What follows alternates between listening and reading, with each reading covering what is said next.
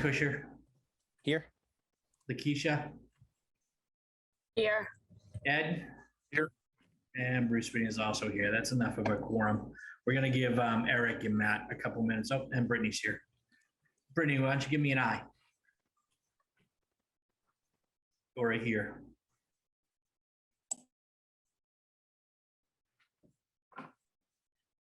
Hey, Brittany.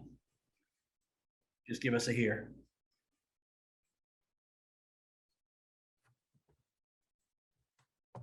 All right, well, I can see her. Everybody else can see her? I think we're okay. Here. All right. All right, so we have with us tonight, you know what? Your company name. I actually just know your principal's name. Could you just tell us real quick what your company name is? They're on mute too. This is going swimmingly. Bruce, can you I get can them hear off you mute now. if you're hosting? I can hear you, Brittany. Yep. Ed, Okay. everybody hear me? Yep. All right. And get another Bruce now. That's John Grenier, I think. John, you're in, right? That's me. I don't have video on. I forwarded that email to John. Okay, he doesn't have video on because he's on his cell phone. All right. The only thing we need him to do is change the name. All right, so just change your name. Do you know how to? Oh yeah, there you go. Grenier. There we go.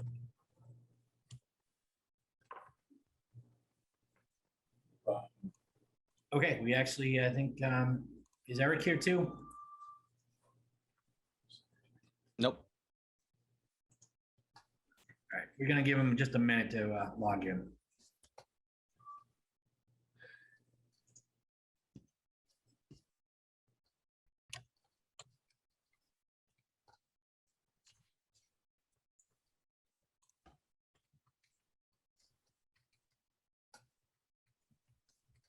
John, do you have Chris McGoldrich's email?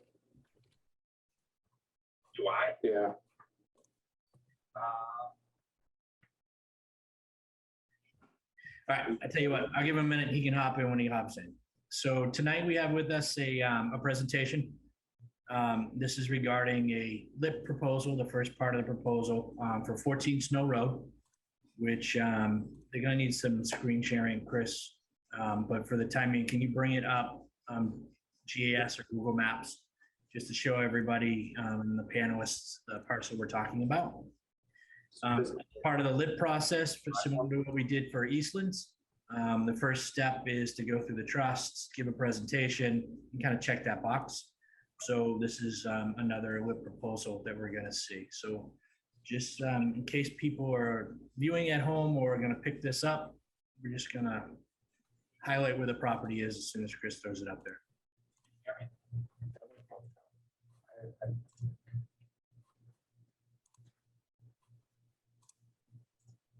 There we go.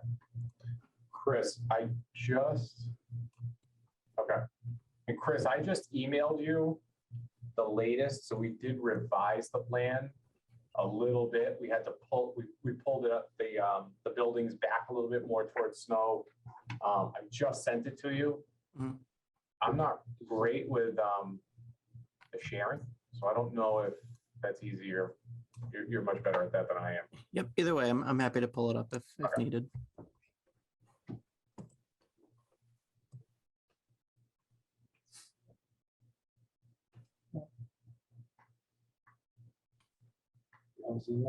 Yeah, I just sent it to Chris. Want me to do that now, Bruce, or?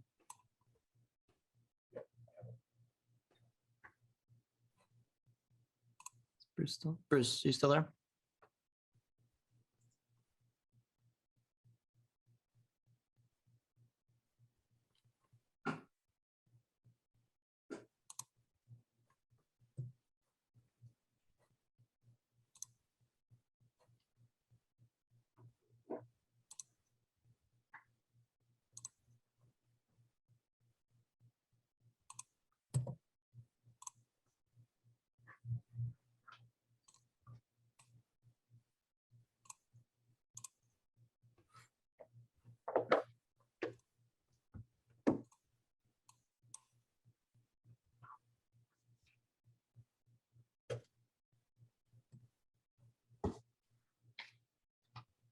Just one thing, I'll ask everybody to hold questions until they're done with their presentation.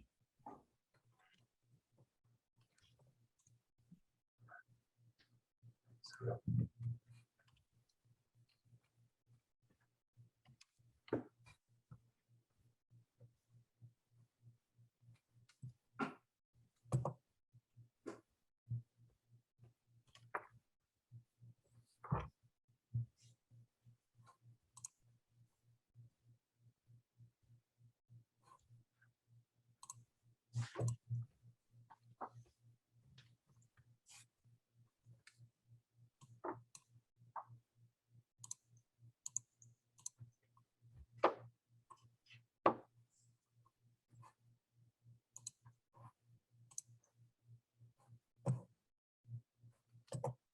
We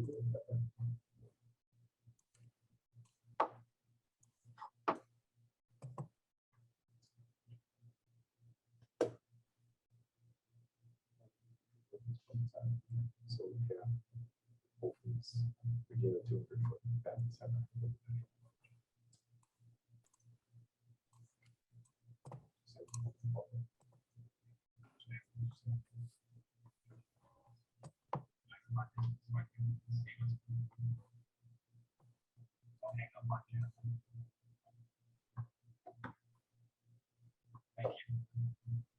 Are we waiting for you guys or are you guys waiting for us? Oh, we're waiting on you. Oh, all right, this was a standoff. Sorry. I thought we were waiting for you. I'm sorry about that. All right, so we let's talk about 14 Snow Road.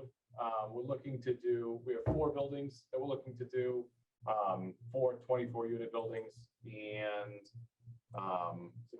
64-unit buildings.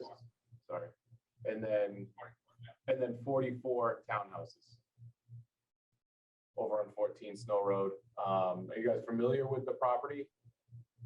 Yep. Where it is? So we're proposing this to be a 40B lit program, which would be 25% affordables. And the town would get full credit for the 100% of the units on the HSI with the state. And we would like to do a lit program, a friendly 40B with the town and meet with the select board initially and try to get a memorandum of agreement. And then file with the state and for letter of eligibility. And then we would come back before the ZBA. And then we'd go through all the peer reviews of traffic and drainage and all utilities and any other items that they thought were pertinent to the site. So it's got good soils. We did soil tests on the site. It's got good soils. It's got water and sewer access, so we don't anticipate any issues there. We think it's a great site for this type of development.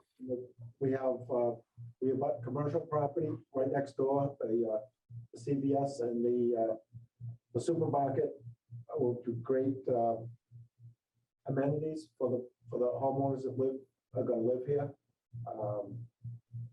We also have townhomes on the plan also. Do we put any rear garages? We don't set up garages. no garages. Okay.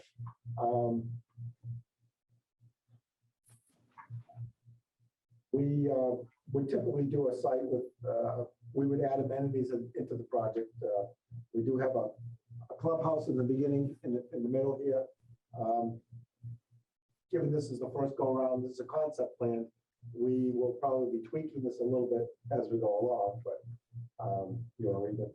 Density as far as the parking spaces, 1.7 is what we used for multiplier for the apartments, and then 2 spaces for the townhouses. So a total of 527 parking spaces. The acreage of the site is, Total acreage of site is 14.6. 14.6 acres. Yep. What else do we say this?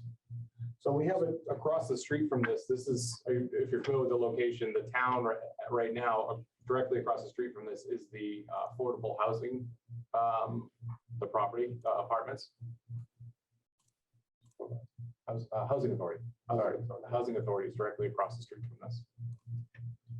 So this Yeah, is right our there. first initial concept plan. We don't have, we're gonna add amenities to the project itself. Typically, we'll add a dog park, we'll add a clubhouse, we'll add some walking trails, we'll add some sports courts within the site itself. That's typically what we do. We add fire pits, seating areas, gazebos, type of products. So we haven't shown them all on this plan yet, but we'll have further plans, we'll show those items.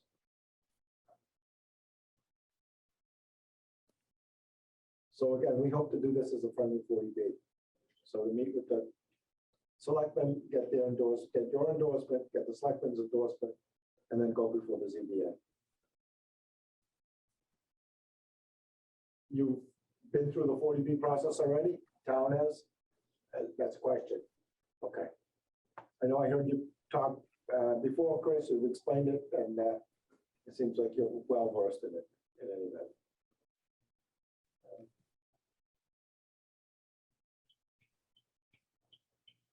The unit breakdown typically would be 55% one bedrooms, 35% two bedrooms, and 10% three bedrooms. That's what the state requirement is to meet the 40B requirements, is the 10% three bedrooms.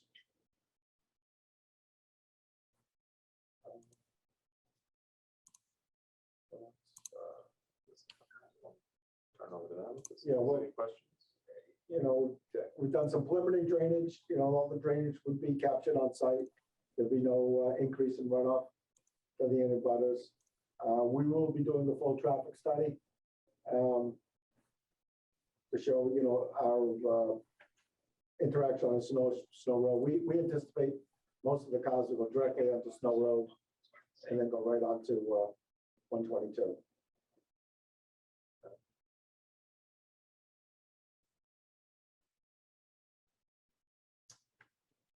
We've got several of these 40Bs going on in other towns right now. Right now, we've completed a project in Millbury on Howe Ave in Millbury, 50 Howe Ave. I've completed a project at 100 Sewell Street in Boylston. And we have one under construction right now on Canal Street in Millbury also. So we welcome you to view our past projects. We're very proud of the projects we build. We think we do better than your typical project. So we view this as being an asset to the community in many respects. Besides the fact that it's a workforce housing, the designs and the construction, we believe, are superior to other projects, other similar projects.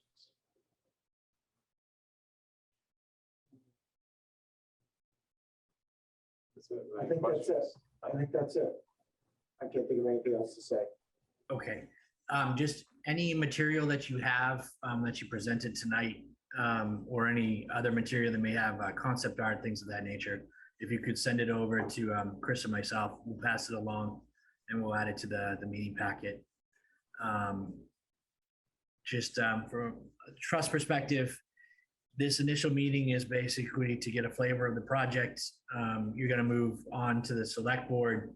The select board is going to ask us for our recommendations and what we feel. We'll of course need some time to digest it. We'll probably need some more information than what was presented tonight, but we can start the process now. So when the select board asks if you have met with us first, similar to what we did with Eastlands, which is another developer that's proposing in town, we can say we've had our initial meeting and we'll look to make our own recommendations over the next month. Does anybody from the trust have any questions? Seeing that we got all three of the development team here with us tonight. First I do, could we pop out of exhibit view here. Thank you. Thanks for coming in, guys. Of the rental units that you have, what are you looking at for percentage of median income rental prices? Do you know what I mean by that question? I do, but I don't have the answer. I don't have those numbers. We can get you those numbers, but I don't retain all that. You had mentioned the design of this particular project is superior to others that you've seen. What are you comparing it to, and how is this design supposed to be superior?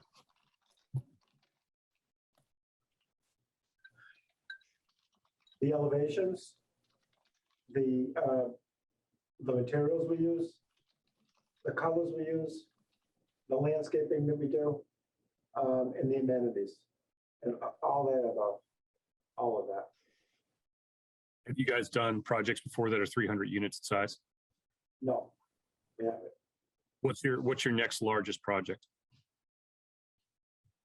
We've got 180 proposed in Millbury. We've got 157 in Auburn. Canal Street is 60. Canal Street is 64, I think. I think it's 64 and 67 in Boylston. I already built. I have 67 permitting in Boylston. Let's take the one in Millbury, for instance, where you've got 180 proposed in Millbury. How big is that lot? It's about 15 acres. About 15 acres. We have, on that one, we have a good section of it that's wet. Yeah, we have a wetland on that site, and we have a power line going through the middle of that site. Yeah. And there's a pond on that site. This site right here, we have no wetland. No, we have just a small isolated wetlands in the back that's barely on the property. So this one's, it's flat, like where Millbury is. There's a lot of grades over in Millbury, a lot of cuts and fills on that site. So this one's very flat. It's all gravel. Obviously the entire area, the large area that we're working at has no wetlands or nothing else. The one I'm permitting right now in Boylston is 18 acres, and out of the 18 acres, I think 13 of it is covered by the Riverfront Act and wetlands. So we're building on about 2.5 acres for that. I think it's 73 units, 73 units. What's the acreage here again? 14. 6. I missed that. What was it? 14.6. 14.6. Okay. So this would be for a similar acreage, and I know that some of it was wetlands. You couldn't use it in Millbury, but it would be almost twice as dense as the next largest one that you built. What I'm building right now is 2.7 acres, and it's 59 units. And which one's that? What's the address there? Canal Street, 19 Canal Street. That's under construction right now.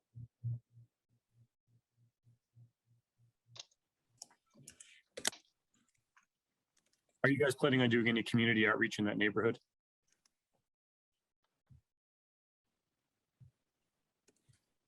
We think when the process starts, they'll come to the meetings. We hadn't. We don't think we'll be able to keep them away. We think they'll be. Just a heads up, they will for sure. About 10 years ago, we tried to put 2 whole units on the next street over, and we packed the municipal conference room for a hearing on that one. So I would expect they'll definitely be reaching out to you. That's for sure. Yes.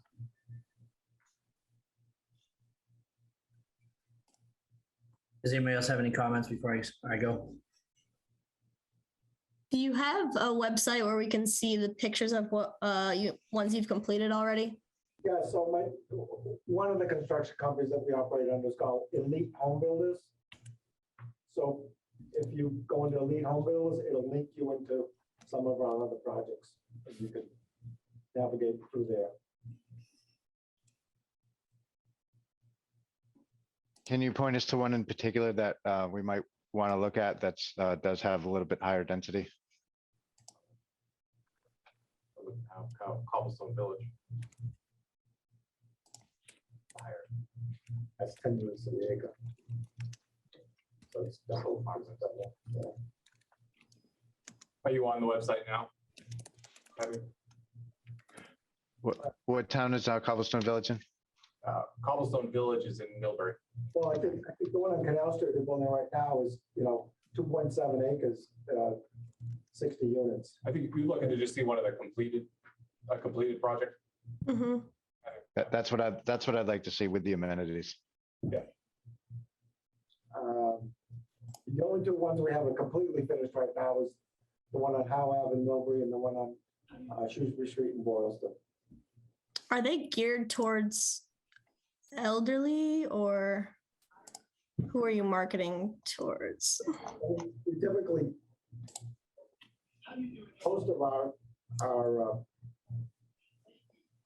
clients are first time, young people starting out, or they do tend to be older people that are downsizing. In the communities that you've done, like you said, it's always been the younger people, the older people. It didn't attract a lot of kids. You said even, in the ones that were 60 units, you have about one kid. So you really kind of seem to be getting on both demographics, really the younger or, the people that are getting rid of their larger home. And then we get a lot of transitional people. If someone sells their house and then they want to move to another house, and they'll come and they'll live here for a year while their house is either being built or while they're contracting something else. We'll get people that are working in the area that'll come in here, that'll work here for a year or two, and their family might be from Texas, and the company relocates them up here to work for a period of time, and they'll get an apartment similar to this. We have a huge percentage of people with pets. 40% of our people have pets. So the dog park and the walking trails are all been very important amenities to our clients. So speaking of the amenities, it looks like you've really fit just about as many units into this parcel as possible. Where would you propose to put some of these amenities? So you look at the quad that's in the middle, if we pull the plan up again. Yeah, how much acreage is that? And is that where you would plan to put all the amenities? Yeah, so that building that's in the middle, that would be the clubhouse. Yeah. So that would be the clubhouse right there. And that's just a box that plan. area. We're gonna be developing a plan. It's actually, we're gonna, The middle, that little. we're gonna expand that clubhouse a little bit. Okay. How high is the building profile? These are 4-story buildings, so they,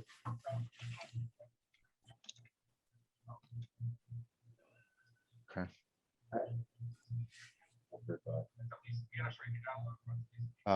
I'd be a little bit concerned looking at the footprint with all of the pavement and where it marries up with the grade runoff to the abutting neighbors. So that's not, obviously that's something that you guys are going to deal with the ZBA, but when you present to the select board, you might want to think about an answer to that question, because that's something that, as I look at this concept, concerns me a little bit. I think this is in a water overlay district as well.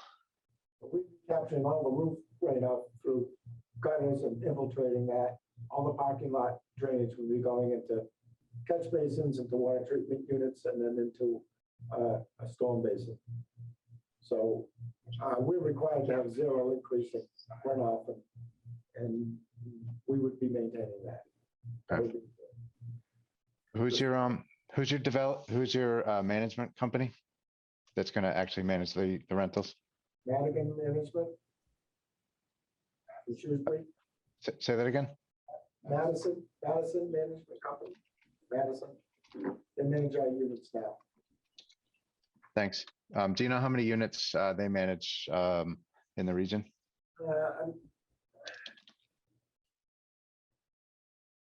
I think it's less than 500 right now.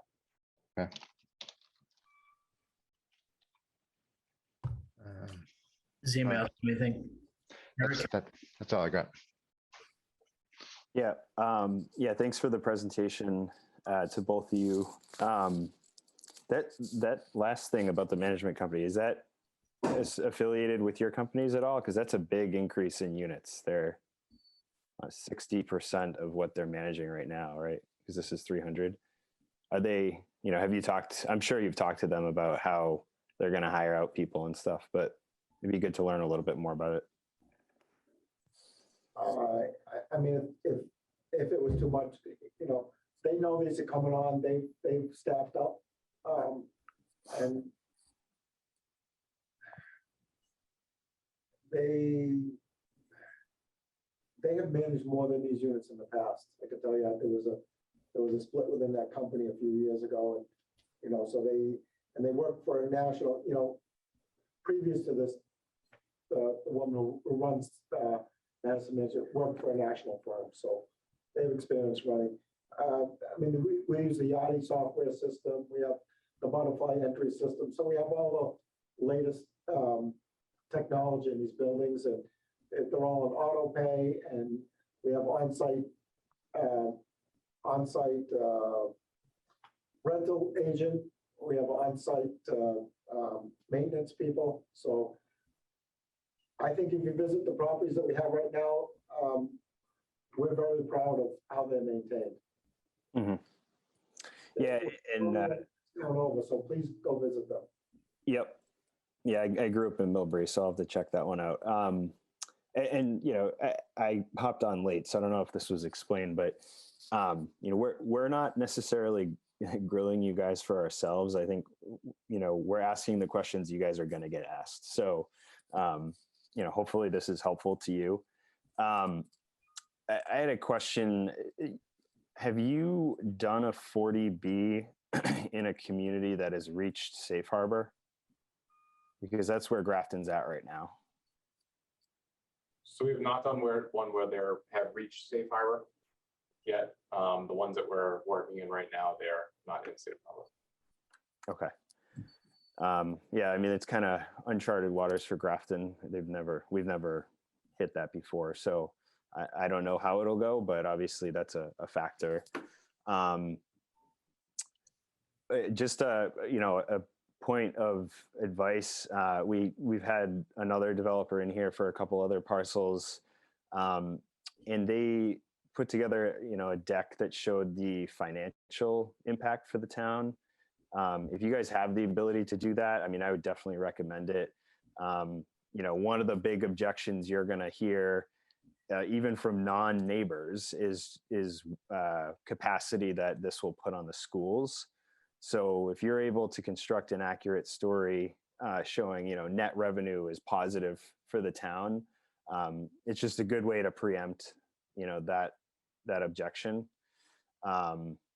Because, this got written up in our local news, and, that was one of the big things everybody was talking about, is we're going to have to build a new school for all these people. So, it's likely not true, but that's what you're going to hear again. So we're just trying to prep you for this. I think the one we built with the 72 units, I think we have 3 school-age children there. 3. Yep. Yeah, if you can, show the numbers, I think that would be in your favor. And then have you guys, for any of the completed projects, has the community, negotiated with you, for some people call them host community agreements. Basically, it's like, hey, this is a friendly 40B. We're not gonna, kill you guys on this, but we need new sidewalks or something like that. Impact type negotiations. Have you done those with other towns? Yeah. Okay. What would be like some notable things that you've done with other towns? We in Millbury, we're donating $50,000 to renovate the tennis courts that are like that. It's part of the school department. Okay. Another time we're adding a sidewalk, and another time we're helping contribute money towards an intersection. Okay. Widened roads, we, Yeah, intersections, we widened roads, we've done, like for instance, if we come out here and we find that there's a problem with the intersection between Snow Road and 122, I don't know if there is. Yep. Traffic, people will tell us. We might make modifications to there. Might add a turn lane, might add a grading issue, could be any one number of things. So Yeah. we're prepared to do that. Yep. Yeah. If you guys have the time, I forget the date, but a couple weeks ago, our ZBA met with our select board, and that sort of thing was discussed quite a bit.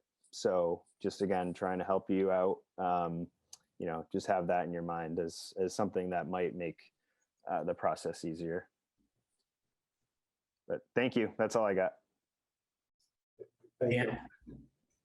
Yeah. I just have a couple questions about how it works with the mix of apartments and townhouses. So the townhouses, those would be for sale, right?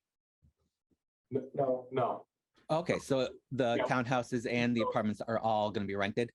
yes, that's correct. Okay, so that kind of answers the next question. I guess I guess that answers all the questions I had. All right, thanks. Well, No problem. You do make a good point. So it doesn't necessarily have to be all rental. They could be sales. I mean, that's for sale. But we're proposing as for rent right now. Yeah, so I guess the things I would have asked that I think are simpler this way is if they were for sale, then I'm not sure how that would work with the number of bedroom distribution, if that would need to be spread out across, some 1, 2, and 3 bedroom for sale and also apartment. I'm not sure. Just concerns things I would ask about. No, you're right. We would have to spread that out if it was. So we're Right. doing a project right now, 300 unit development in Walpole, and we're actually doing the for sale portion of that development. So it's very similar to this. The main buildings are going to be built by a national company, and we're doing the for sale townhouses within the development. And we have to do trying to think what the right term is, but we have to get our project approved through the state, through eligibility. They look at our floor plans, they look at our marketing, they look at the locations, and they tell us too many at this location, they want them evenly spread right out, so we go through that whole process. So Okay. you did make a good point. Yeah, and the other thing was with if some of them are going to be for sale, and I assume there would be an HOA for those, and then there would be a management company for the rentals. Just how it would work with the amenities in that case. But I mean, you don't need to answer that if that's not the plan. But I'm just saying if it changes, that'll be a question that I would want to hear about. How we're doing it in Walpole is that we're actually breaking the project down by square footage. So we're dividing the amenities, because now you have to divide who's paying for the amenities, who's paying for the maintenance, who's paying for the roadways, who's paying for the landscaping, the plowing. And so in that project there, we broke it down by the square footages. So again, 100,000 square foot building versus a 10,000 square foot townhouses, it's 10 to 1. So there are other ways you could do it. We just thought that was a fair way of doing it. You could estimate values. You could, I guess that's probably the only best 2 ways you could do it. But we're doing it by square footages in any event, and I think that seems to be an equitable way of dividing it out. Okay. But in any case, we're not doing that here, but we could if we needed to. Okay. That's all I got. Thanks. Great. Does anybody else have anything? We can wrap this up. All right, perfect. I had one question. Sorry, Bruce. The Cobblestone Village that you mentioned, is that a 40B? No, So that was all market rate. and we have two affordables there. So that aesthetic, would it be the same aesthetic? Yes. Yeah. Yes, it Okay. is. Obviously, the bar. Same quality of material? Say it again? Same, quality same material. quality of material? Absolutely. Yeah. Yes. So the the buildings don't look like this. They're not going to be boxes. This is just obviously the largest No, yeah. piece of the building. So I I'm an think- architect. I'm a trained architect, so these are the Oh, questions. okay. So, yeah, I get it. a sketch. I think the architect's working on the plans now. Because we are proposing this building in a couple. Yeah, of I just asked from a cost perspective. If you're telling us like this is the aesthetic we're gonna get, I just wanted to make sure it's gonna be that. So I know you asked, there was some conversation about the pro forma of the projects and these are, I've been building for over 45 years and I've never been through anything like this in my life. As far as cost escalations. Our building Yeah, I feel you. The lead times are crazy. Yeah. Everything is crazy. So I could give you a pro forma today and 2 months from now, that pro forma would be junk. No, I understand. We do have to provide something for the state, but we're just experiencing right now, lumber that we priced out on the building right now in November, and we're about to start framing now, April 1st. And the lumber went up 100%, 100% in 4 months. So we're hoping the price comes down in June, but, and it's just, costs are just like that and everything. And the rents have gone up proportionally too, so it is still viable. Just like home prices are going up through the roof also. And I can tell you that, I'm amazed that we're selling houses expensive as we are. And yet my margins are actually smaller than they've ever been because of that. With the density that you're proposing there, it should be a pretty good project.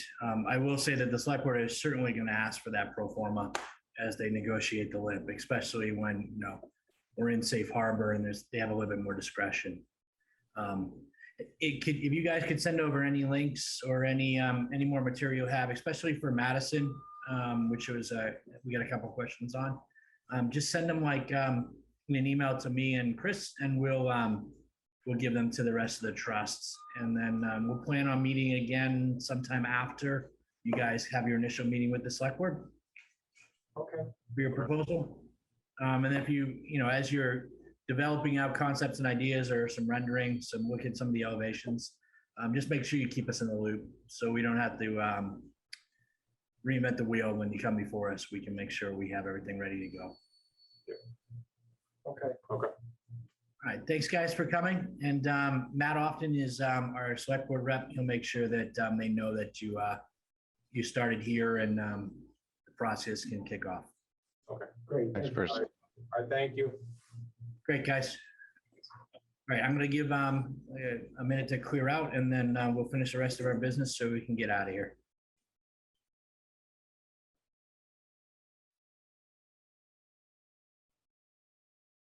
Chris, I think you're probably gonna, I don't know if John is still driving, but you're gonna have to bounce him out.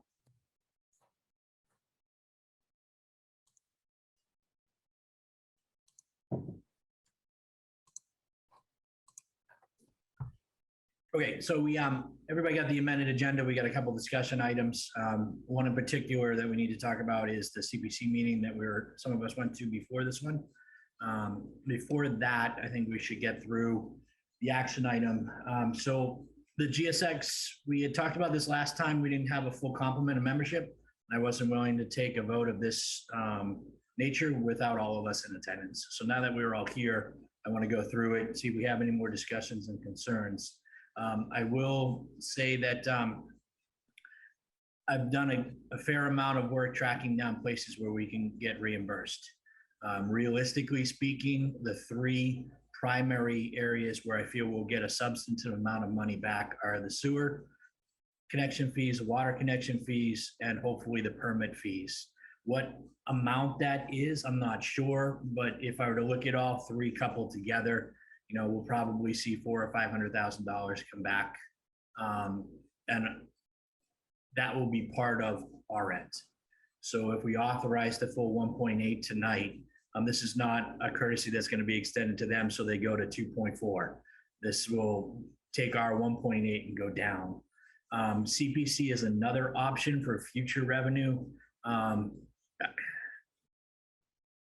We can talk about that a little bit later, but I'd be tentative at best in saying that that's going to be a reliable source for restocking our funds. Now that may change once we have a development underway and we're actually doing and performing and producing units, because our credibility is going to be instantly far better than it is now. So perhaps. So I spoke with the sewer department. We'll go on their formal agenda next month. I'm using the same request that they've done in the previous 40B developments. So they had a fairly substantive amount of discount on Pine Street and Prentice for those 40B developments. It's a 3-member commission. They would vote on it similar to what they did before. I talked to Paul Knoyer, who runs the sewer department, and basically filled him in on what we're trying to do and some of the angles that we're trying to deploy to get the town into 40B.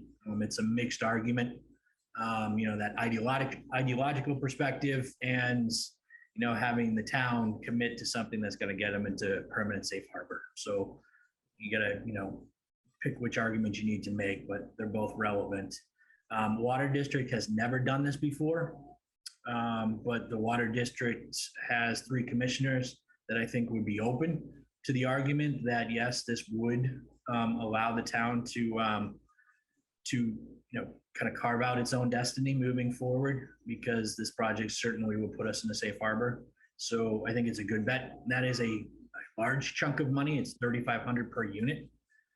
And then the sewer is, I believe, $5,000 per unit. They might marry, they both came down last August, so it might marry the water districts moving forward, but they did not tell me that was the case.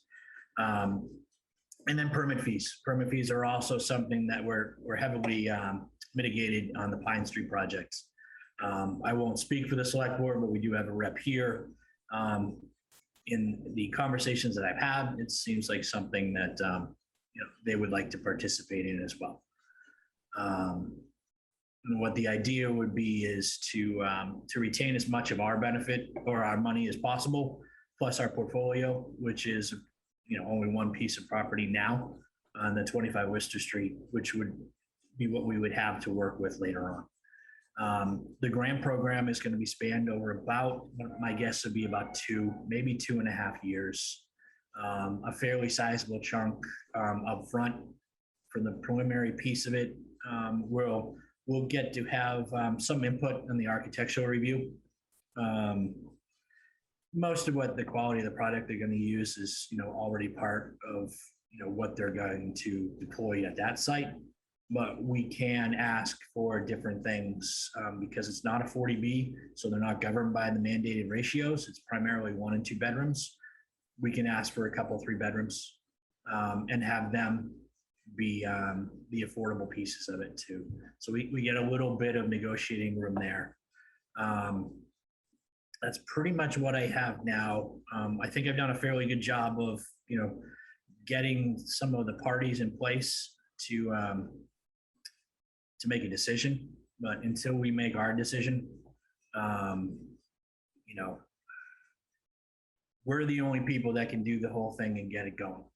So we can rely on some other people and other parties to reimburse us. I believe they will.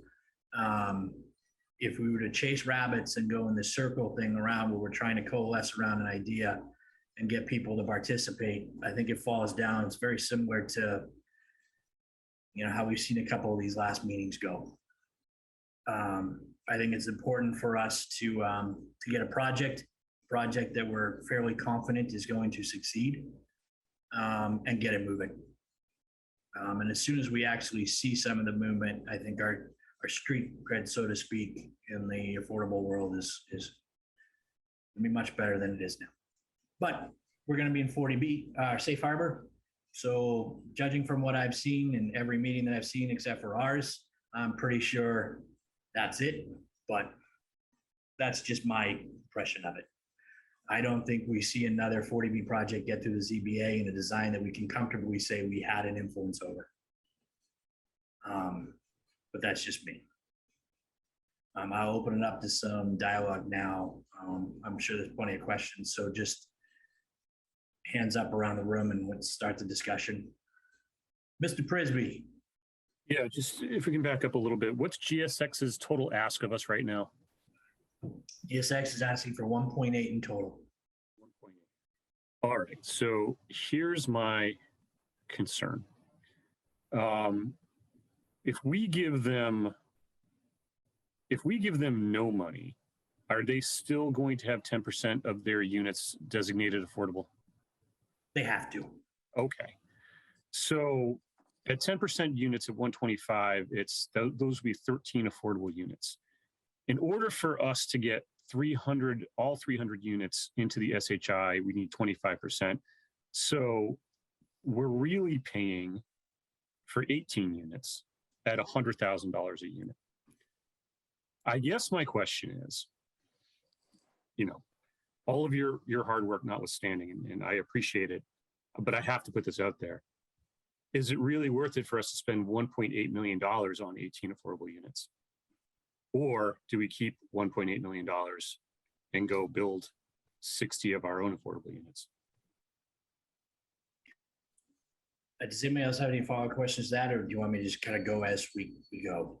I don't want to argue the point of what you're saying, Ed, just maybe some of the logic of which I get to, my rationale. So, Eric, did you have something to dovetail on to Ed? Not necessarily like a response, but just kind of giving my take on things. I'll probably repeat some of the things you said, but it's up to you if you want to go first.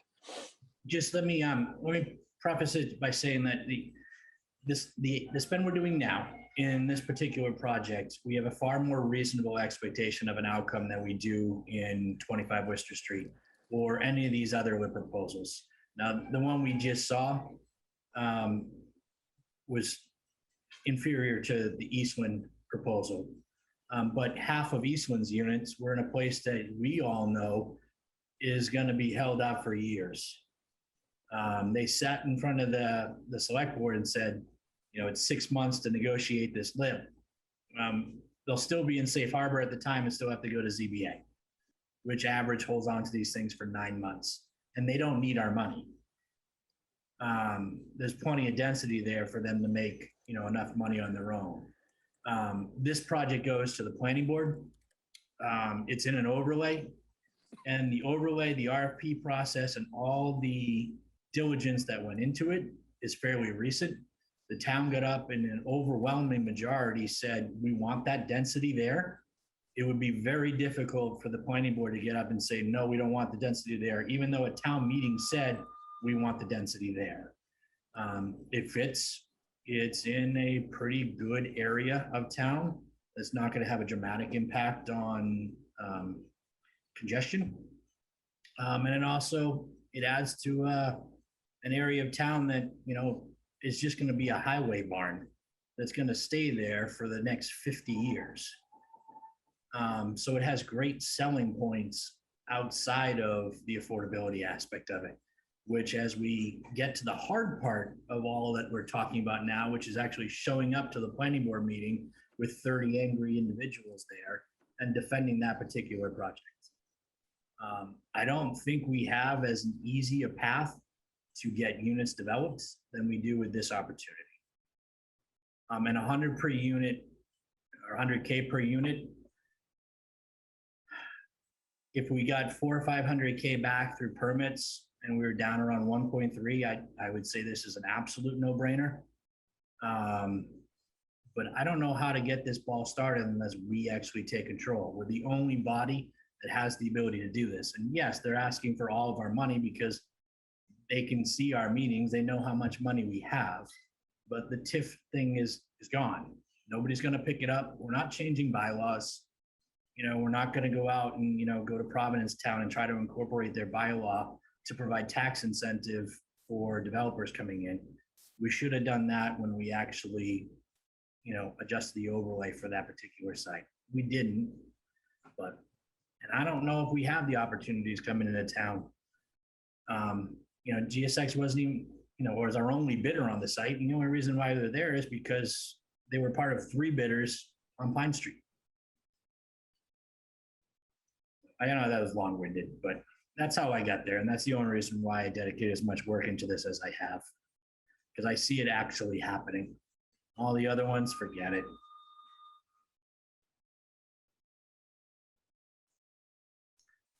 I do want to take the opportunity to throw the ZBA under the bus again, but I'll hold off until later. So quick follow-up on what Ed said. At the end of what Ed said, he said versus taking that money and building 60 affordable units of our own. Is that, I just want to confirm, is that like the right numbers that amount of money could get us to 60 affordable units? Or did you mean 60 units with 25% affordable? Yeah, I think I meant 60 units with 25% affordable. So then you're talking about, someone help me out with the math. 15, 20 units. So I don't know, maybe you're back at the same spot. It's a good point. But an additional 45. But an additional 45 units overall. Yeah. So this is sort of my thing is, we do this and we are left, with a very uncertain future here, because we'll be going back to the CPC, and those of you who watched tonight can see how that went. A sizable portion of that group, I suspect, thinks that once we get to 10%, then there's no more need for housing at all anywhere ever. So we're gonna, hopefully maybe we get some ARPA money, but I don't know. It's an awful risk that we do this, we give GSX all our money, we help further this whole SHI safe harbor narrative, and we don't create any more housing when we know we need housing, and that's our role. That's my word. And I agree with you, Bruce. At 1.3, no brainer. And maybe we get to 1.3 with some fee structuring and some ARPA money and some additional CPC money, knock on wood. But it's just such a risk. It's such a risk for us. The only other avenue that I haven't explored, because I don't know there's a lot of vehicles for it, is you can't depend on it, but excess profit on this particular site can be focused back into the trust, so it can produce revenue. We had to have a lawsuit over that the last time. That's how we got this money.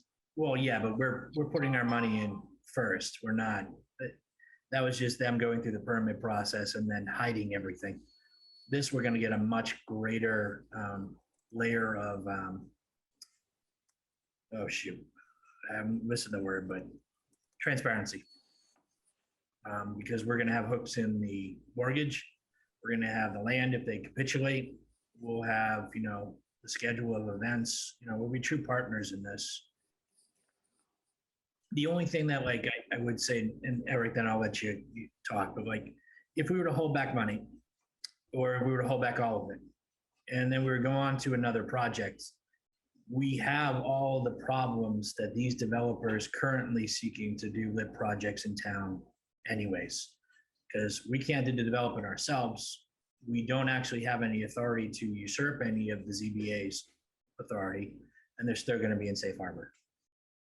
So unless we want to put this money aside, wait 2 years, and then get another crack at it, I'm not entirely sure in 2 years we're going to see people that are going to want to build, 100-unit apartment complexes. Now, I'm guessing they will, but you're now in line with Eastlands and the Snow Road people for the projects they're presenting. So from a 25 Worcester Street perspective, we have certain things we can do in the R20 zone now that we can bargain away the lands. If we gave that land away for free, we could do 12 units there, 12 duplexes. I know 8 we could do without any hassle at all. 12 we could do if we spun it up a little bit. But we have to talk about what we're gonna do in Safe Harbor anyways. Because it's, we're gonna get a lot of opposition to anything. And I think it's gonna filter down to us playing a role in how we overlay districts in town, like going down Upton Street. Well, Village mixed use worked up at the top of the hill. Why doesn't it work in the rests? And then Eastland's gonna bring sewer down to Sibley anyways, which opens up all that old chapter land that's down there.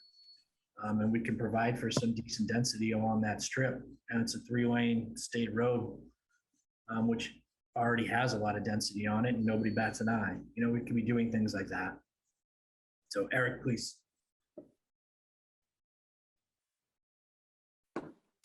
Sorry.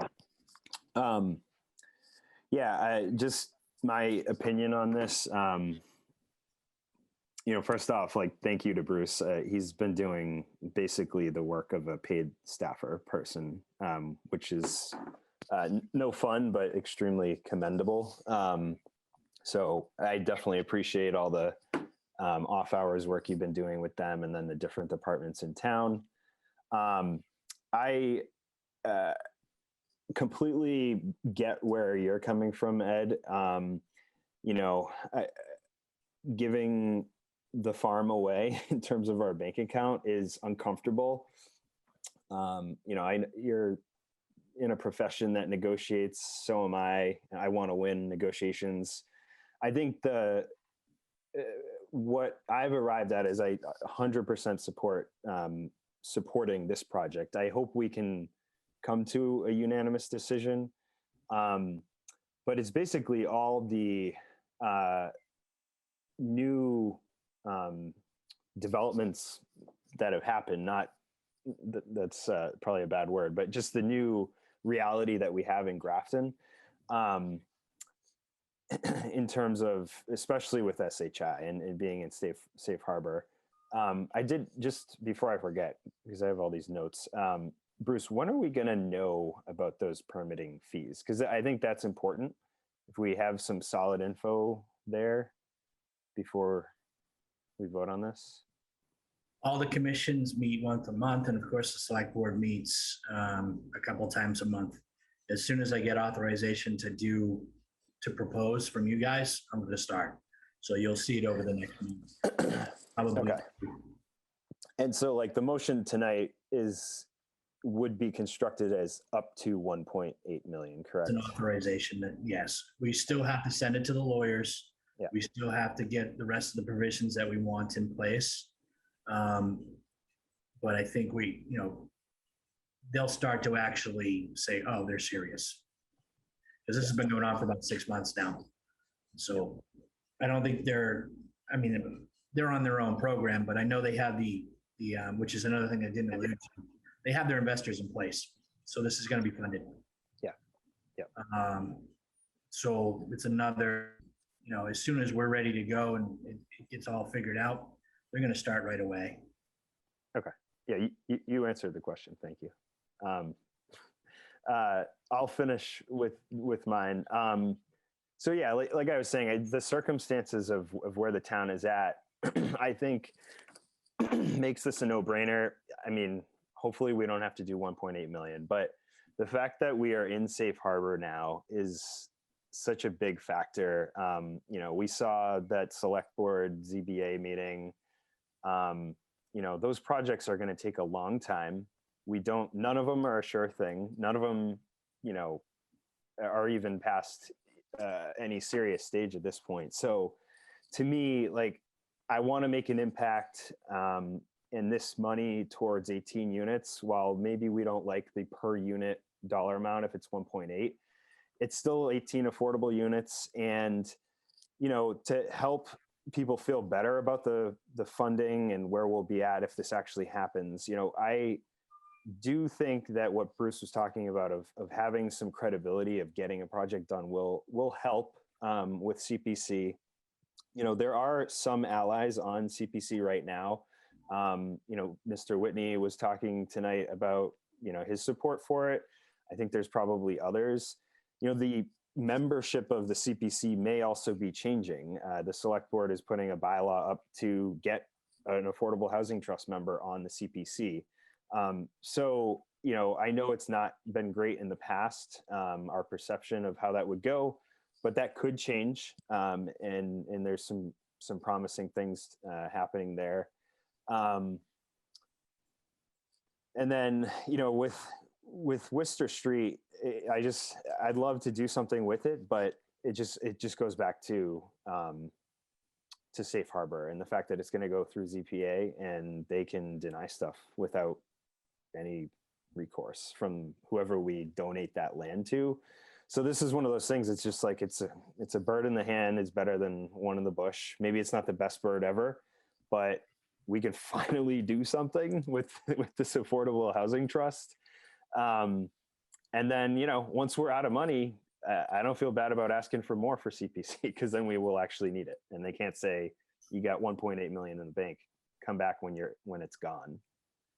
So for all those reasons, just the reality of where this is at, the fact that this project is so much farther along, it's going to go through planning board.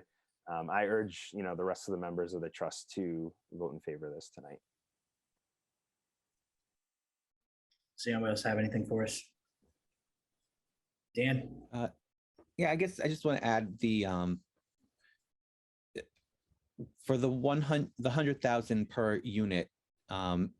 If you kind of think about it as just those units, that's pretty low for like building a home, especially right now.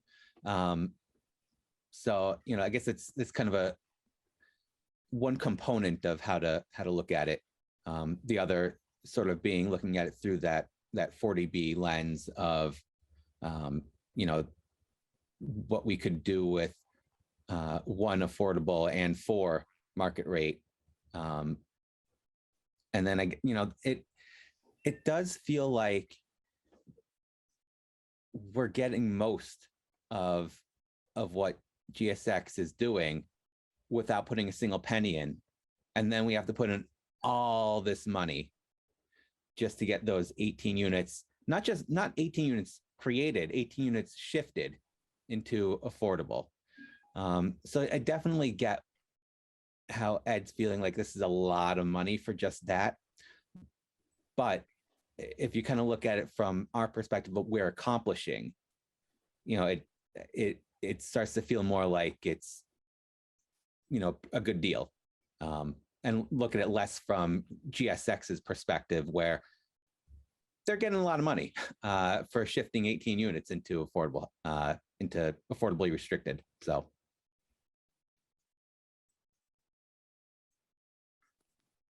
Anybody? But I guess in short, I'm feeling like I support this. Matt? Yeah, just quickly, I think everybody has pretty much encapsulated most of my feelings on this. Ed, I do share your concern. I'd love to see the trust doing a little bit more work with programs. There's something that has, I guess, surfaced on my radar over the past couple of weeks as we've discussed all these LIPs and the local preference option and the lotteries and all that. I'd love for the trust to be able to sponsor, first, last, and security deposit to get people in Grafton into rental units that just can't afford it. That's a huge struggle. Especially for people that are just starting out in their careers or just starting their families to actually get into rentals, and no matter how affordable they are on a monthly basis. So I would love for us to do that. So I do have a little bit of a concern, but I also am on the side of it's better for us to be doing something and then demonstrating that we're taking action and we've created some affordable housing in Grafton.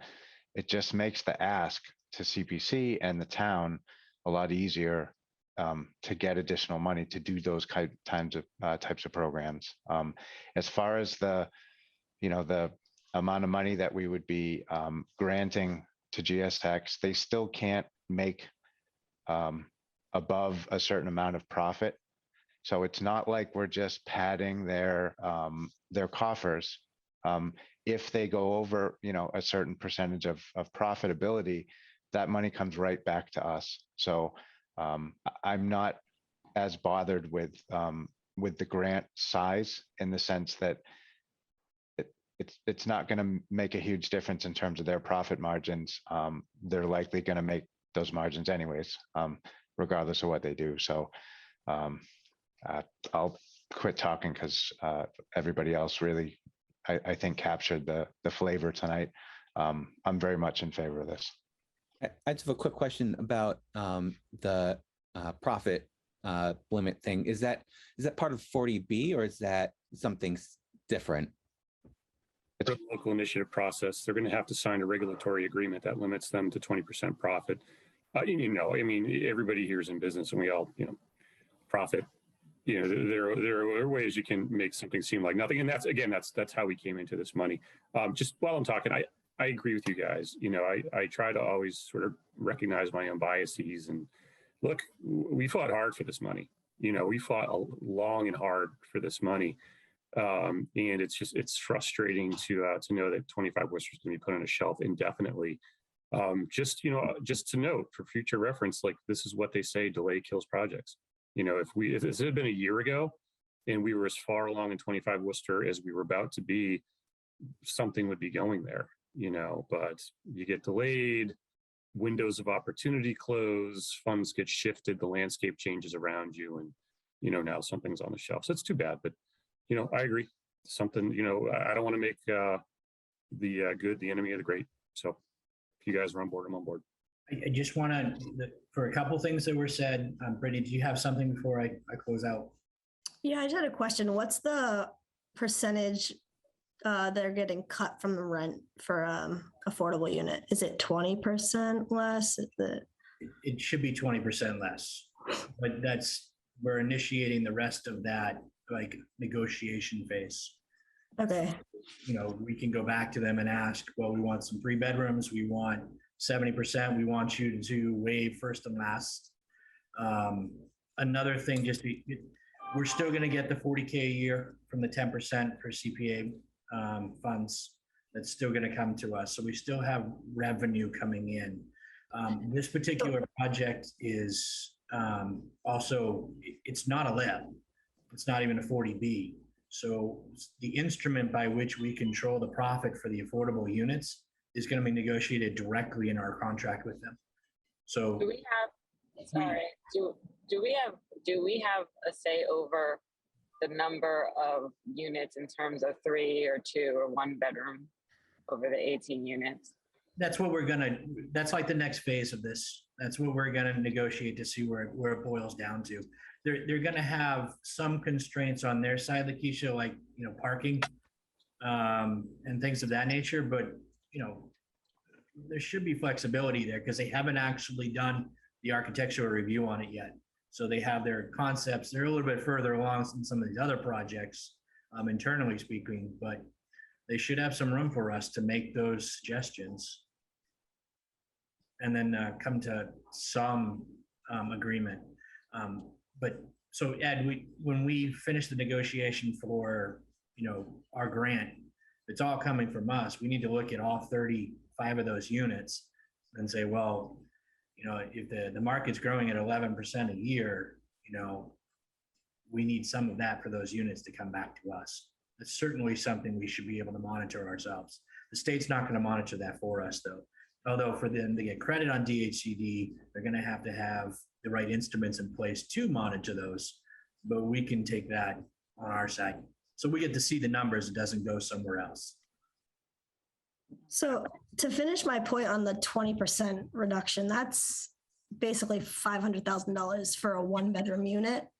If you say we're putting 20%, giving them 20% of whatever they're losing, if it's not a market rate unit, that seems like a lot to me. You got to get it built though, Brittany. Yeah, I know, but a 1-bedroom and you're building 112, so you're automatically cutting. Yeah, that's why I would hope that we have a greater number of 3 and 2 bedrooms and less 1 in our 18. Yeah. because I think for us, that needs to make sense, like Yeah. dollar for dollar. Sure. Yeah, and since it's not a 40B, it doesn't need to be evenly distributed, right? So we could ask for more of those larger units. It does. Yep. And then this RFP for this property was originally commercial we were looking for, or was it No, residential? it's mixed use. Mixed use, yeah. But I would assume that if we had put it out to residential, that people who are, building stuff at 14 Snow would have said, hey, we could build something here. They would love to skip the ZBA process, I'm sure. Well, they missed an opportunity. They should have been paying attention. So I don't know. I mean, these are opportunity things. This is something that came along. It was the only bidder, and the select board decided to award it. They are keeping the barn, which is next to where the inn is, as a commercial application. But I think everybody knew going into this that mixed use is great, but residential is what makes developers money. So. And just to Brittany and Lakeisha's points, I mean, this isn't the end, right? Like if we, authorize to enter into negotiations and they come back and they're like, yeah, every single one of these is a 1-bedroom, we could say no. Like, too They're bad. not. Yeah, I know, but it's not like this is the final thing, right?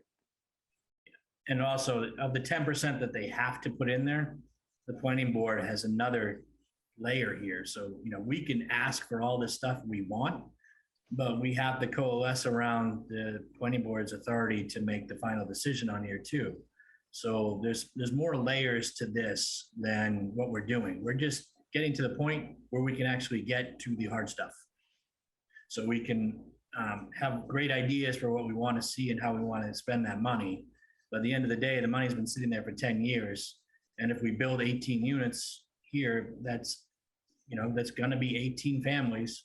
They're going to be able to hopefully have a better chance of afford to live in town. Well, Families? hopefully, No, not if it's a 1-bedroom. right. I mean, hopefully it's not 18 people, Yeah, like that's what I'm trying to say. The 18 people that families. need help have kids. I would disagree with you, Brittany.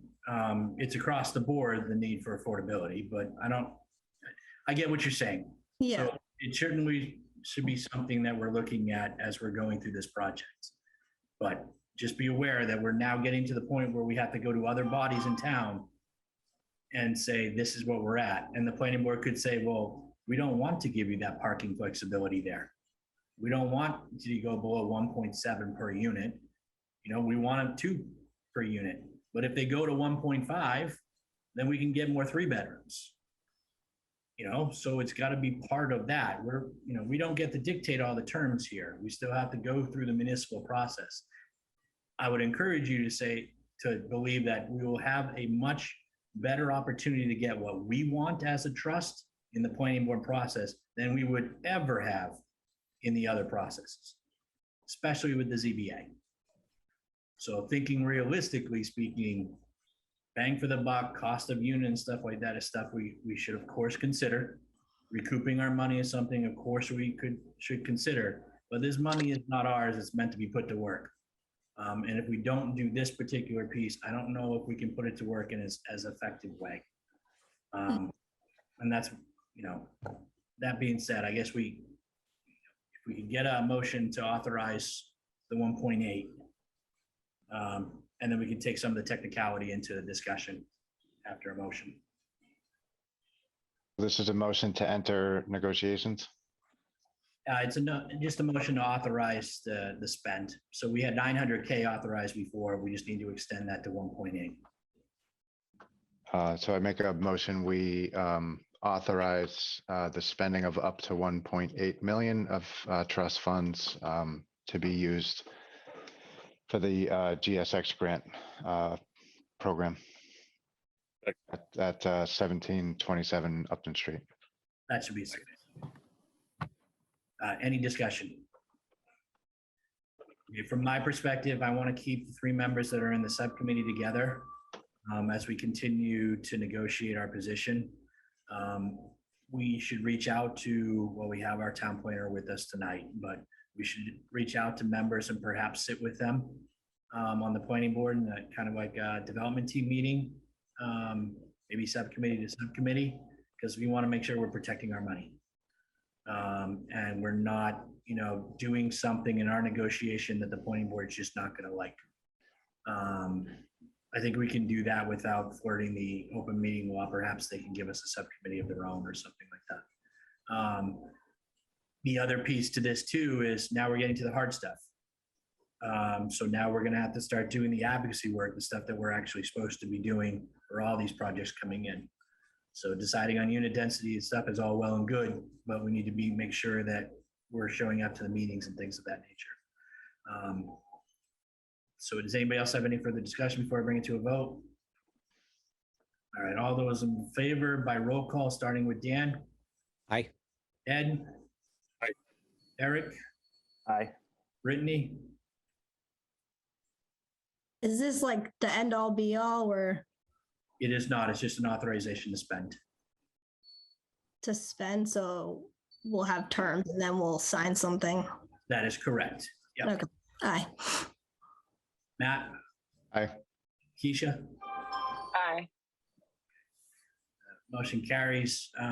We'll put the rest of the framework in place. If you guys would like me to continue the discussions with the different commissions, I'm past the point where I should be acting on my own. And I want authorization from the trust to continue those negotiations. So however you want to form the motion, or if somebody else wants to step in and do it. I know all the people, I know kind of the players, and I know, I'm kind of halfway there on most of this. So if somebody else wants to do it, I can bring you up to speed, but if it's easier, I can do it myself. So somebody just give me a motion so I can, Do you really need an motion for that? I really, really do. I'm going to be sending a request to non-municipal entities and asking them for money. All right. I move that Bruce continue to do all the work still.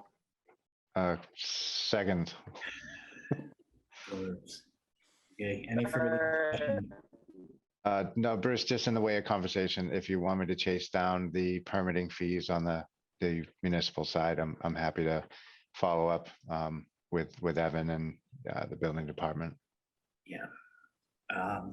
So for the minutes, I'm just gonna write that down as authorize Bruce to continue negotiations with other parties. How about that?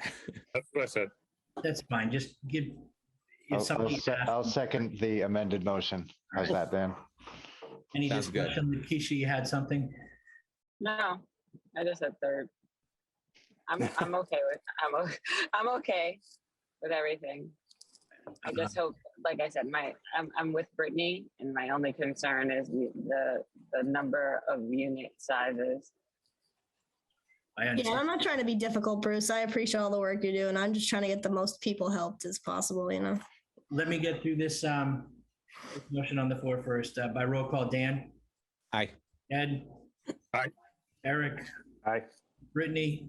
Aye. Matt. Aye. Lakeisha. Aye. And me is a nay. I'm putting that in the minutes. That's fine. So, okay, just to wrap up this meeting so everybody can get going. There was a CPC meeting today. Some of you were there, some of you didn't. What it was basically a follow-up for us to get a membership on the CPC and kind of bring them into the fold a little bit and change the nature of that conversation, which I think is important. I believe the select board is going to continue on with it. It looks like CPC is still meeting on the matter now to see if it's going to meet spring town meeting. But I think it's important for us over the next couple weeks, if you're thinking about programs that are happening in other towns or things of that nature that a trust could play a role in and the CPC could fund. So if you're familiar with CPA, send that information back to, matter of fact, just send it directly to Matt. So as they carry on this conversation. Now, if nobody else wants to do this, we very much have the right as the trust to go before town meeting and say, we want a position on the CPC. So we can leave that option open to us. We cannot be denied access to the warrant. But I think the way it would be approached now, as soon as we clean up some of the commentary that was out there from last week, I think we'll get some good cohesion around this. Does anybody else have any more thoughts on that before we move to the thing that Dan wanted on the agenda? Great. I guess just one thing, Bruce, before you move on. The select board has an annual appointment process for CPC. We have a member at large coming up, and there's no reason that an Affordable Housing Trust member couldn't apply for that appointment. So I guess regardless of what happens at town meeting, I just wanted to throw that out there. There are also 2 seats up for the ZBA. So Brittany, if you're looking for something to do, I'm not, but my husband might be. perfect. As long as he is in favor, so to speak. That's where you can tell them exactly how to build it, though, Brittany, with all your I architectural know. chops. You can be like, "Hey, we're not going to approve this unless you get the shaker style shingles." Is that elected or is that just It's appointed? appointed. Pointed. And I can do both or only one? Oh, no, you can do as many things as you want.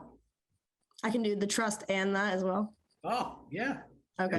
You could be just like Jan Brady and sign up to everything, all the school activities. You could be that girl.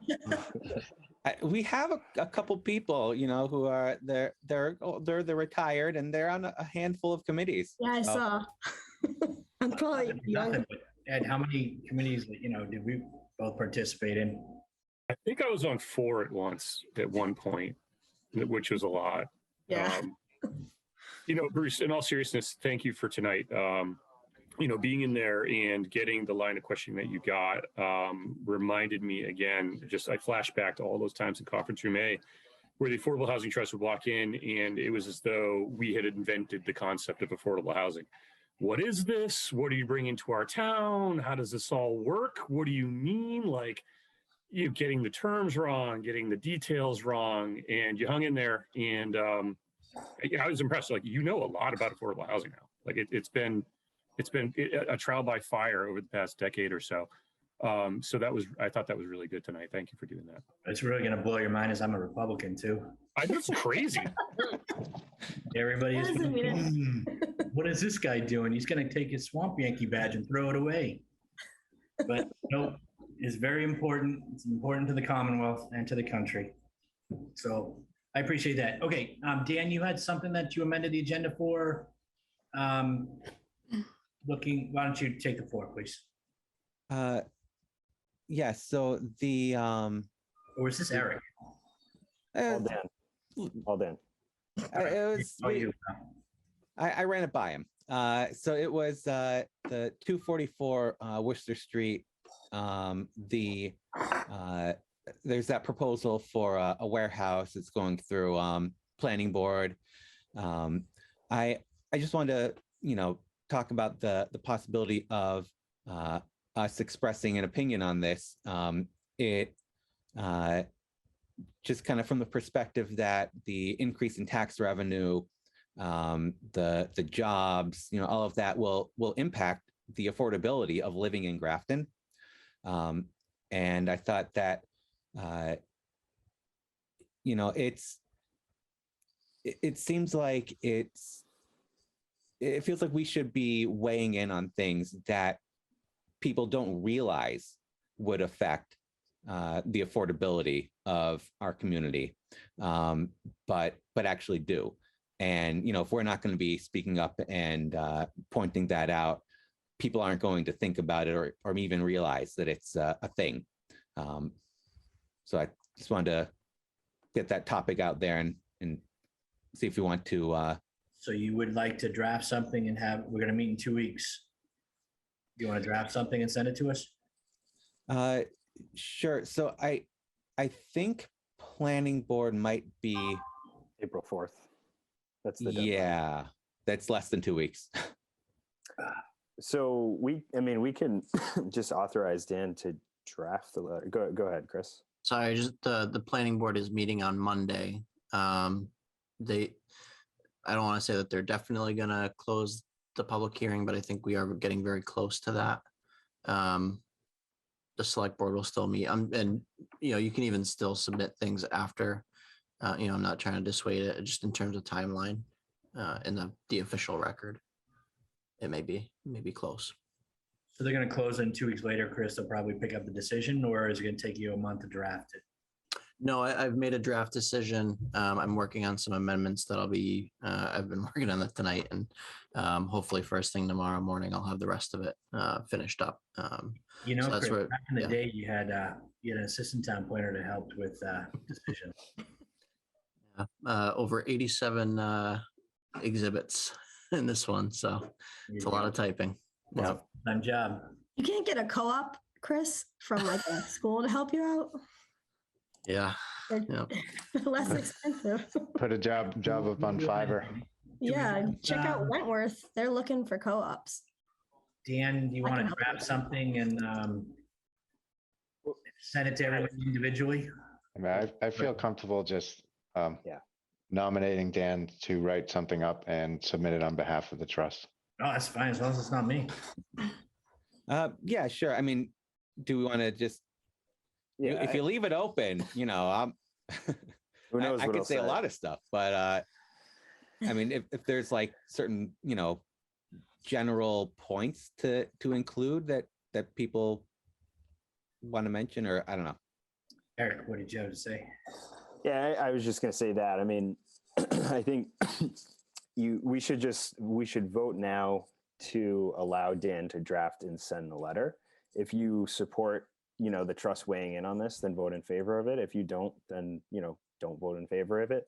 I think as I was thinking about this a little bit more after Dan told me about the idea, I think one thing the select board's been good about the last year or two or maybe 3 is setting policy. So things are not just like willy-nilly, hey, we're going to weigh in this time. Who knows when we'll weigh in again? So if we're going to weigh in on stuff like this in the future, I don't know what the policy is. Maybe it's like a revenue threshold. Like then we have to define what is materially affecting affordability in town. Is it 100,000 in tax revenue from commercial? Is it 2, 3? In this case, it's 6.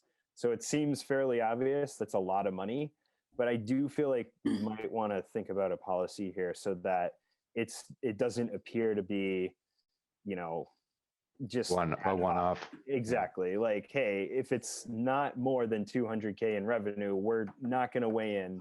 Yes, it will help the tax base, but like materially affecting affordability is questionable after a certain point. So that's my only thought on it. I'm more than happy to entertain a motion, though, Dan, to provide something. Okay. And we'll discuss the policy at a later meeting. Yeah, I'll put it on the next one and we can action on it then. Okay. So I'll make a motion that Dan draft a letter of support for, it's at 244 Worcester development, and send it on behalf of the trust. Second. Any further discussion? Hearing Yeah, none. just real quick. Sorry. I'm going to have to be the curmudgeonly turn the punch bowl here. I apologize, Dan. Look, the trust, we're here to promote, develop, and sustain affordable housing in Grafton. And that's really hard to do. This is sort of housing adjacent in that, it's development and they're getting a lot of the same NIMBY response that we get when we want to put something in that would ultimately benefit people as a whole. However, I am sort of a believer in what I call just protecting the brand. And I remember when I was on FinCom, we went to the annual FinCom conference, and the guy from Arlington, whose name I forget, but he wrote the Finance Committee handbook, made a real good point about protecting the brand. He's like, don't be one of those FinCom people that gets on there and wants to count all the pens that the school buys. Do a good job of protecting your brand so that you do have some credibility when you're going around town talking about things that really are important. Us weighing in on things that don't have anything to do directly with affordable housing, I get uncomfortable with. One time Tim came to us, it was actually the March meeting of 2015, and he wanted us to foot the bill entirely for a new master plan for the town. And when we asked why would we ever do that, he said, well, benefits affordable housing. So I get nervous about where we start drawing this line about what benefits affordable housing, what doesn't benefit affordable housing. The roads, the police, fire departments, the quality of the school system all have an impact on affordable housing. I would like us just to, kind of stay away from hairier battles that aren't ours and, fight the very substantial battles that we do already have on our plate. And getting things developed. And I can see a response from people in that neighborhood going, well, if this goes in, I'm going to want to move. And right now isn't a good time to buy a home. So how is this helping me out with my affordable housing? Like I'm going to go sell my house and try and find something new someplace else that's going to maybe cost me more. So it's just, I don't know. I mean, if we want to do it individually, I've been more than out there in support of this thing. I've got people harassing me about it. I'd like to see the select board out there more about it, promoting this thing because, there were 1, 2, 3 people in this call that all ran on economic development. So, I think it's on us to, put our money where our mouths are. But, the trust doing it, I'm just protective of the brand, I guess. I don't see it. It's a fair point. And just for everybody's knowledge, I'm on the EDC, Economic Development Commission, that, clearly more in line with that commission's charge, and the EDC did send a letter in support of the development. So yeah, I mean, I think it's making kind of a point I can't really disagree with. We can all send letters individually. If it were more along the lines of just pointing out that that's one of the benefits of this type of development, without necessarily, expressing support for it specifically, would that be, or do you feel like that's still getting too deep into it, Ed? Just watering it down. I mean, I don't have any problem, with people individually being like, look, I've been doing this on affordable housing for a while. We get the same responses. I really wish people would take a look at the bigger picture and understand that, maybe there is an element of sacrifice for the greater good. Nobody ever talks like that anymore. That, there is something you're giving up in your quality of life. When you look out the window, it's going to be less nice. There's going to be more traffic, but this is what we say we all need. But, to have the trust weighing in on that, I don't know. We're all trustees here, right? We've got a fiduciary duty to put the trust ahead of our own needs and certainly ahead of the development at Lyman Gordon. And, I'm always trying to focus on, well, what does that mean for affordable housing? Does this help us complete our mission? And I can't say this one does.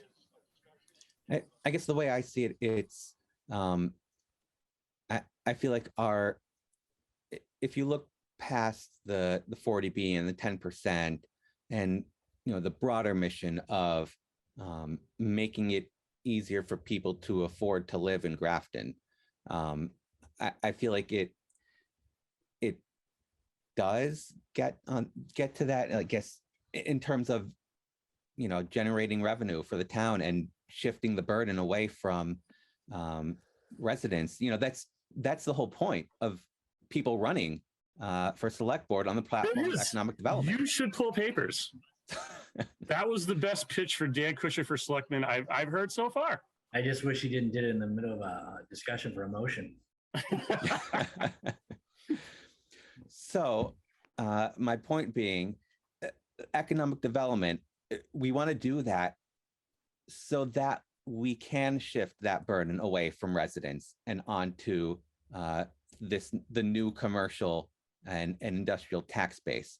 That's the whole point of it is to make it more affordable for people to live here. So I guess that's kind of the perspective I came at it from. I do see Ed's point, that it is outside of our the things that we do. Yeah.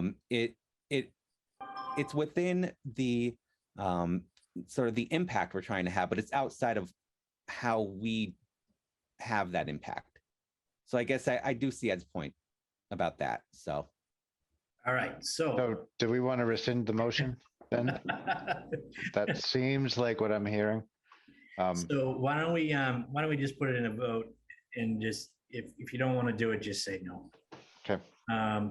If you want to do it individually, that's on you. If this is out of our lane, which, I would tend to agree with Ed, the thing I would add to it is we're interjecting ourselves in other people's pie, so to speak. And we're going to go back to those people and do the same thing, with our development.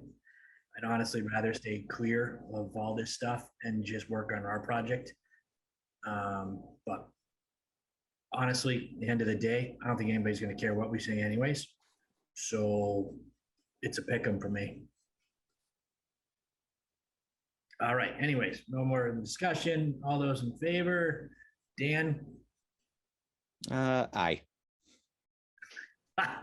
Give it an eye. Why not? Ed? I'm gonna skip Eric. Brittany? Matt? I'm a nay. Keisha? Nay. Eric? Abstain. Bruce, I'm in favor of it just because I don't want Dan on an island. Sorry, Dan. It's all right. Motion Not fails. personal. You want to put something, do it on your own accord, I suppose. Is anybody else? On the topic though, I want to have the conversation about what is our brand. I think that's important. So to your point, Eric, having a consistent approach to the kinds of things that we weigh in on. And to your point, Ed, how we frame the discussion, I think is really important for us. So, a couple of weeks ago, we talked about some public engagement. I put together just a quick framework. So in an upcoming meeting, I'd love to have that as part of the discussion to figure out what that brand is, because I think it would benefit the trust a lot to have a consistent perspective that we advocate. Yeah, I 100% agree. And the next meeting, I'll put the framework in to have a more involved discussion on it. Some of the policies, some of the procedures that we want to have in place. Because I really think we should get rid of the 41-page whatever Billy Yeoman's found in the attic. Sure. And kind of come up with our own, like maybe, 1 or 2 sheet. Yeah. Almost like a flyer for new membership. That comes That on makes sense. and see these things. I mean, I took that framework right from the housing production plan, and we're going to redo that in the fall. So It does like everything for us. it's another opportunity for us to revisit the topic and hopefully go into that discussion as we're developing it with a better, I guess, well-considered approach amongst the existing trust members going into that process of developing that document. Okay, so now we're at the time of the meeting where we can go home. Motion to adjourn. Second. All those in favor by roll call, Daniel, Aye. Edward. Aye. Eric, Aye. Brittany, Aye. Matthew. Aye. Lakeisha, Aye. and Bruce is an aye. Thank you very much for setting everything up, Chris.